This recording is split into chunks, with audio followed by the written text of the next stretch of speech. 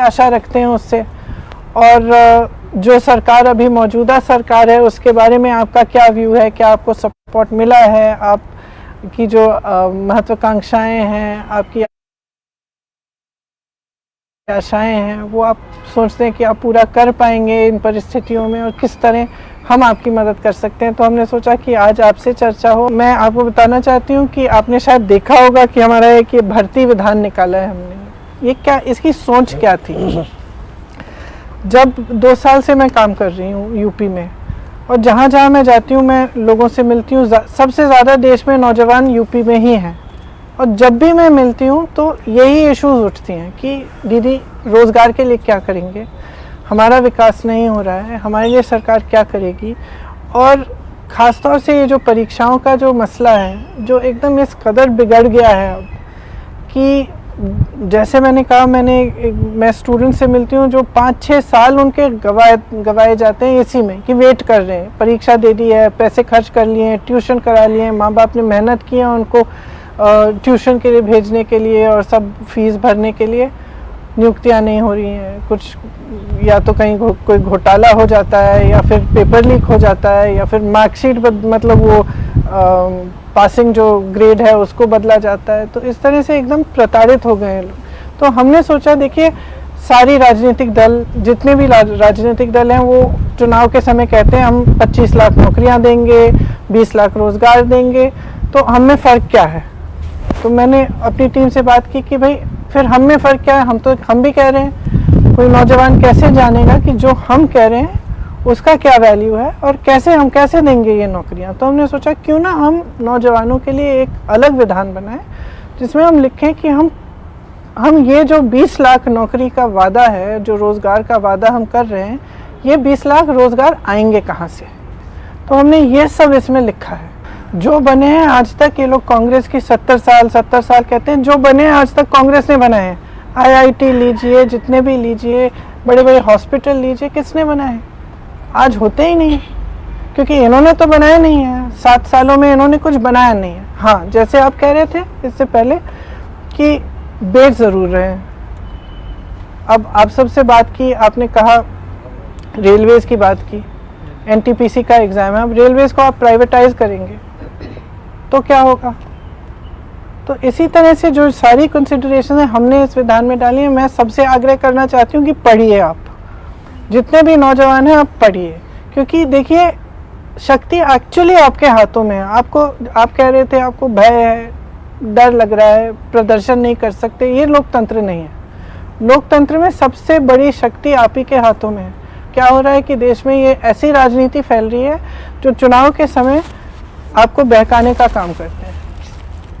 चुनाव के समय बात होनी चाहिए, भाई जॉब कहाँ से दोगे, मेरी शिक्षा के लिए क्या करोगे, मेरे बच्चे हैं उनका भविष्य बनाना है, कैसे बनवाओगे। विकास की बात होनी चाहिए। और हम भटक रहे हैं, हम हमेशा इन बातों में पड़े। जैसे आप बताइए, क्या रोजगार की बात क्यों नहीं करती बीजेपी चुनाव के समय? क्योंकि कुछ कहने का है नहीं, कुछ किया भी नहीं है और ना करने का इरादा है। क्योंकि वो नेता जिसको आप हर बार वोट दे रहे हो, वो तो जान रहा है ना कि आप किस आधार पे वोट दे रहे हो। वो तो जान रहा है कि आप जाति को देख के वोट दे रहे हो। तो आप नल को देख के तो दे नहीं रहे हो, आप सड़क को देख के दे नहीं रहे हो, आप अपनी पाठशाला को देख के दे नहीं रहे हो। तो वो क्यों करेगा? वो तो जानता है ना कि उसको करने की ज़रूरत नहीं है जी। सपोर्ट तो उसको मिलना ही है, और जहाँ से नहीं मिल रहा है वहाँ से डरा धमका के लेगा। आप मुझे बता रहे थे कि ये NTPC वाला बता रहे थे कि पिछली बार चुनाव था 2019 में, काफ़ी मतलब प्रचार किया गया 1,30,000 भर्तियां देंगे, 1,30,000 भर्तियां देंगे। दीदी नए नए सपने आए दीदी, 4 साल तब भी 2 साल तैयारी के हो गए थे। फिर पेपर भरे, 500 रुपये दिए गए। जब दीदी 1.5-2 साल तक कुछ नहीं हुआ, जबकि दीदी 6 महीने में भर्ती होने का बोला गया था कि जुलाई में हो जाएंगे, लेकिन चुनाव होने के बाद भूल गए उस चीज़ को, किसी नहीं बोला। जब हम बच्चे तमाम बच्चों को दिक्कतें आई, उन्होंने सरकार को बताया, तब जाके दीदी फिर बताया कि 6 महीने तक टेंडर लेंगे हम। मतलब दीदी 1 साल तक टेंडर नहीं लिया गया। जब टेंडर हुआ, परीक्षाएं हुई, हमने टीचरों को निवेदन किया, जो टीचर हमें पढ़ाते हैं, काफ़ी मात्रा में उनके फॉलोअर्स हैं, उन्होंने जब सरकार तक बातें पहुँचाई, तब जाके दीदी परीक्षा हुई दीदी। उसके बाद परीक्षा अब 1 साल बाद हुई। हाँ, परीक्षा 1 साल बाद हुई। अभी भी कंप्लीट परीक्षा नहीं हुई है दीदी। NTPC की परीक्षा हुई है, ग्रुप D की परीक्षा भी नहीं हुई है दीदी। रिजल्ट दिया, उसमें बोला गया था कि 20 गुना अभ्यर्थी लेंगे, 20 गुना अभ्यर्थी की जगह उन्होंने 20 गुना नंबर ले लिए कैंडिडेट के। मतलब एक बच्चा अगर 6 पदों पे वो है तो 6 बार उनका नाम लिख लिया दीदी बताओ, इससे 4 लाख बच्चे तो वैसे ही दीदी पीछे हो गए।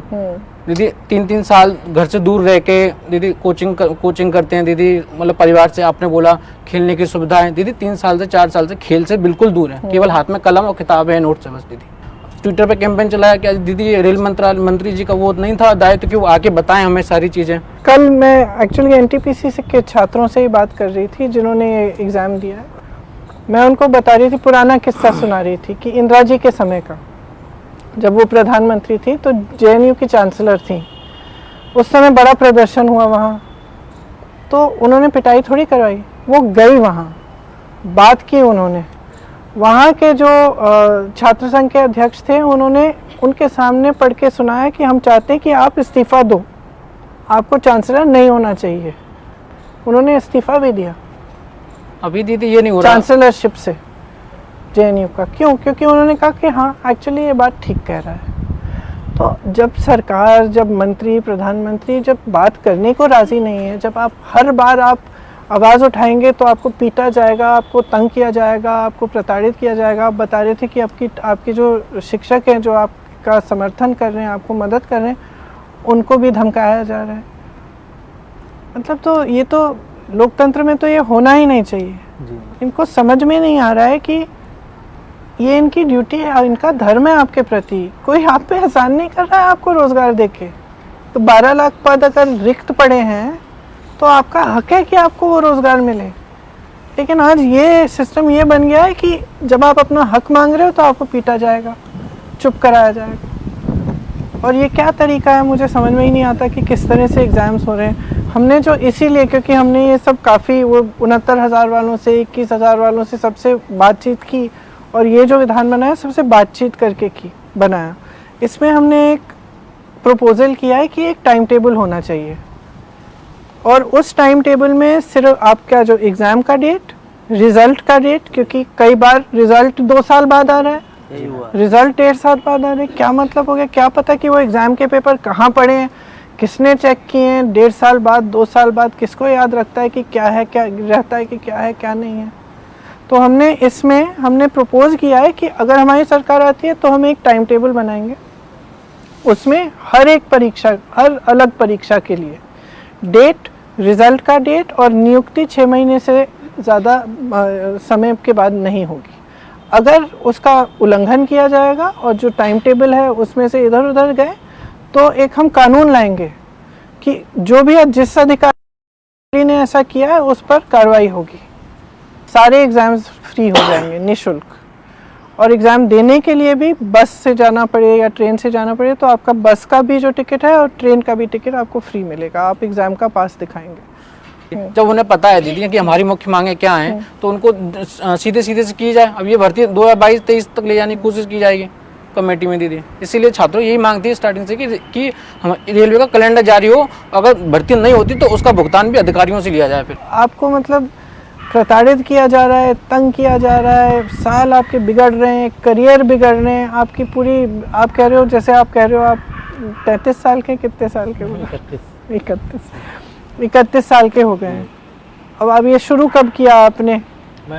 हम लोग की बीटीसी का 2013 में स्टार्ट किया था, 15 में ख़त्म हुई, 10 साल होने वाले हैं। जी मैम। अब आप सोचिए कि रोज़गार के लिए आप क्वालिफाइड हैं, रोज़गार के लिए आप 10 साल से संघर्ष कर रहे हैं, जबकि कहीं पे वो रोज़गार खाली पड़ा हुआ है और सरकार में पूरी क्षमता है कि वो आपको वो रोज़गार दे। मैम अगर कोई प्रोसेस चल रहा है कंटिन्यूअसली सिस्टमैटिक तरीके से तो वो भी पूरा नहीं होता, उसको बीच में रुकवाया गया।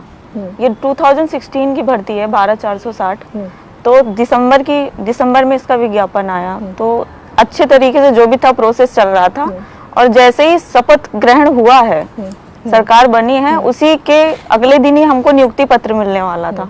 काउंसलिंग चल रही थी, हम लोग लाइन में खड़े होकर जो भी प्रोसेस था चल रहा था।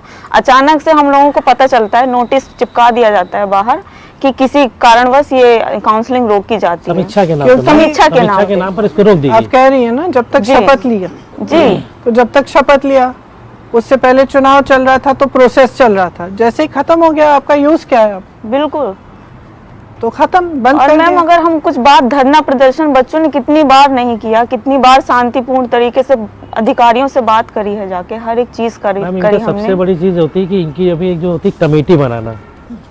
इनके साथ अगर इनको अगर प्रेशर लगने लगता है तो ये कहते हैं रुको मैं कमेटी बना दे, लेकिन उस कमेटी की रिपोर्ट 5 साल में आज तक किसी भी भर्ती में जो भी कमेटी बनी है कभी भी इनकी कमेटी की आज तक रिपोर्ट नहीं आई। उस कमेटी के अधिकारी नहीं कभी ओपन फ्लश हुए कि कौन कमेटी के सदस्य थे, क्या बने थे, कमेटी बन जाती है इनकी, तो उसका आज तक की कोई रिजल्ट नहीं देते। भर्तियाँ कोर्ट में पड़ी हैं, पेंडिंग है, आप अपने मुकदमे 101 मुकदमे दोनों मुख्यमंत्री डिप्टी सीएम सब लोग अपने हटवा लगते हो, लेकिन आपके अगर शिक्षा विभाग हो या आपके रोजगार के जो मुकदमे आपके पेंडिंग पड़े हैं वो आप अपने फाइनल करा सकते हैं, उसमें आप सीधा सा जवाब देते हैं न्यायालय में मामला है विचाराधीन, आप देखा तो जाएगा। आपकी आशा नहीं टूटी? मैम आशा हम लोगों की मैम बिल्कुल नहीं टूटी हुई है। हम लोग की आशा यही थी कि क्या कहते हैं शायद ये करेंगे, लेकिन मैम अभी हम लोगों ने 1 जनवरी से लेके आपने 6 जनवरी तक के हम लोगों ने प्रोटेक्ट किया विधानसभा पे। उसमें जो हमारी जो बहनें थी, जो सब लोग थे, जिस तरीके से पुलिस वालों ने उस सब भी लाठी चार्ज किया और आपने खुद उस चीज़ को उसको ट्वीट करके हम लोगों का आप सपोर्ट किया, और तभी पूरे प्रदेश ने देखा कि हम लोग की भर्ती में ये भर्ती 2016 से चल रही है, आज भी इन लोग के साथ ये हाल ये बर्ताव किया जा रहा है। हम लोग एशिया से मिलते हैं, हम लोग सचिव मंत्री जी से मिलते हैं, तो वो हंसते कहते हैं कि हम अपना चुनाव लड़े कि तुम्हारी भर्ती हम जीते हैं। देखो युवाओं के लिए मुद्दा होना चाहिए रोजगार, ना कि आप डाइवर्ट कर रहे हो, आप जनरेशन बर्बाद कर रहे हो धर्म के नाम पर, आप धर्म के नाम पर जनरेशन अभी बर्बाद कर रहे हो, आने वाली जनरेशन और बर्बाद होती जाएंगी। ये पॉलिटिकल ये जो राजनीतिक दल हैं ये जानते हैं कि आपको बेरोजगार रखेंगे तभी आप बहकेंगे। जब आपके पास रोजगार होगा, आप बिजी रहेंगे, सुबह से शाम तक आप प्रोडक्टिव चीज़ कर रहे हैं, तब आपका मन बहकेगा नहीं, तब आपको ये गुस्सा नहीं चढ़ेगा कि यार मेरी स्थिति क्यों है क्योंकि उन्होंने ऐसा किया, या किसी कम्युनिटी के खिलाफ कुछ की आपकी भावना नहीं होगी, क्योंकि आप प्रोडक्टिव हैं, आप सुबह से शाम तक काम कर रहे हैं, आपका चल रहा है काम, आप खुश रहेंगे। तो ये एक मुझे तो लगता है कि एक कनेक्शन भी है कि बेरोजगार रखने से, नौजवानों की आशाओं को पूरा न करने से फ़ायदा हो रहा है कुछ राजनीतिक दलों को।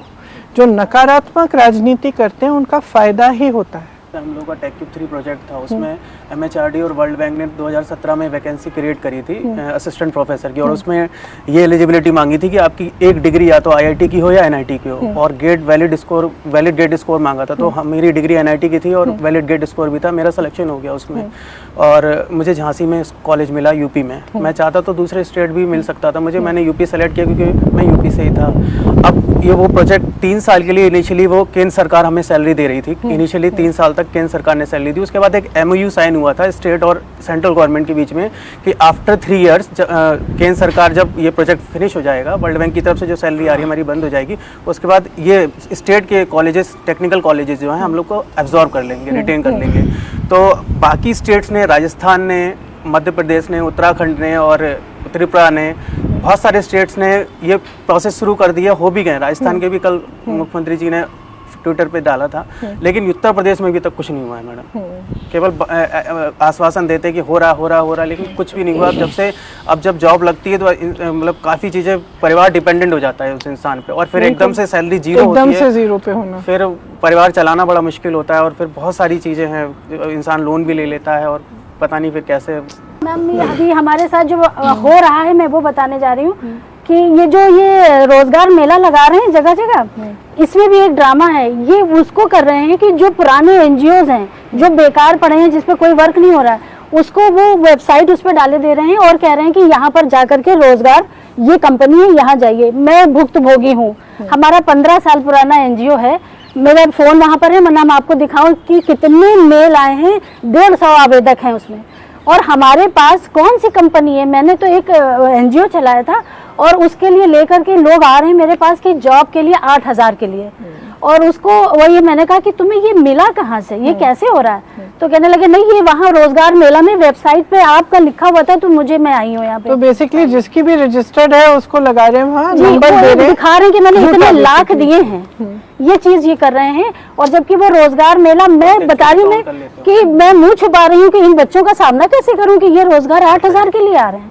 अंकों के गणित में तो उनके 4 लाख रोजगार हो गए, 40 लाख रोजगार हो गए, लेकिन जमीनी स्तर पे दीदी हम आज भी बेरोजगार हैं। आज भी वायरल हुई इनकी, अगर आपने दिया है रोजगार तो वायरल करो हर एक चीज का। और भारतीय विधान में मैम आपके जो ये बहुत अच्छी बात लिखी है, अगर करें तो ज़्यादा बेटर रहेगा कि तक बिल्कुल, वो नहीं चाहते कि आप सशक्त हों, नहीं चाहते कि आप अपने पैरों पे खड़े हो, नहीं सोचते कि उनकी जिम्मेदारी है आपको आत्मनिर्भर करना। सच्चाई ये है। जिस तरह आपने कहा कि इतने बड़े बड़े विज्ञापन हैं, इस पे कितना खर्चा है, आपको मालूम नहीं कि एक अखबार के एक पृष्ठ का जो विज्ञापन होता है वो कितने लाखों का होता है। अगर वही पैसे ठीक ढंग से इस्तेमाल किए जाए तो इतना रोज़गार बन सकता है, मौके बन सकते हैं। आपको अगर अपना बिजनेस शुरू करना है, इसके लिए लोन भी मिल सब हो सकता है। ऐसा नहीं है कि सरकार के पास पैसा नहीं।